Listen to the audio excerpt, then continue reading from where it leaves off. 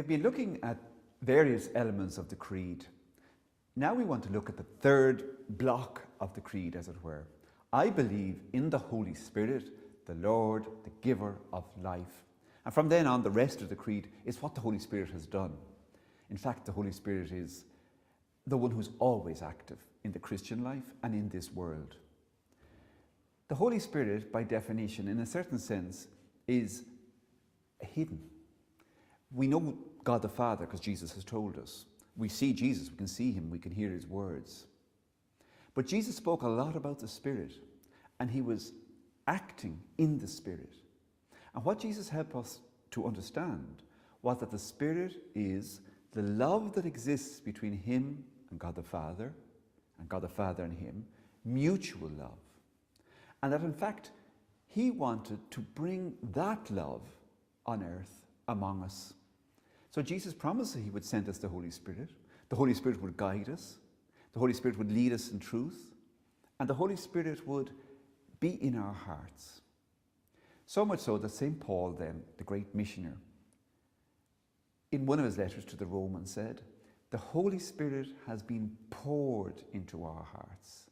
The Holy Spirit makes us cry out, God, Father. The Holy Spirit gives us freedom. Now, it's that Spirit that we receive already in baptism, but especially, of course, we notice it in the sacrament of confirmation. The Holy Spirit, many things could be said about the Holy Spirit. In the Catechism, you read, for instance, various images to do with the Holy Spirit. The image of fire, the image of wind, the image of the hand of God. The Holy Spirit is an atmosphere. The Holy Spirit is a voice within us, speaks, suggests how to live like Christ. The Holy Spirit is the great active one in Christian life. How many examples we have, for instance, in Northern Ireland during the Troubles, of people who found strength inside them to forgive other people. That came from the Holy Spirit. How many examples we find around us of people beginning to talk after being years apart from one another. Who gave them that idea? Who prompted them? The Holy Spirit. The Holy Spirit has, very often we are called, given us it's called 7 gifts of the Holy Spirit. Wisdom, understanding, counsel, fortitude, etc. These gifts of the Spirit are kind of different nuances that help us to love this way, that way, put truth into practice, be courageous when we need to be, love God the right way.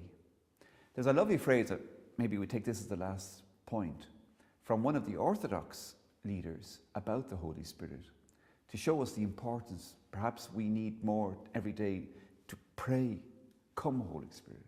He says this, without the Spirit, God is far away. Christ remains in the past. The gospel is a dead letter. The church is a simple organization, authority a domination, mission merely propaganda, worship merely evocation, and Christian action becomes a slave morality. But with the Spirit, the gospel is the power of life. The church signifies Trinitarian communion. Authority is a liberating service. Mission becomes a Pentecost.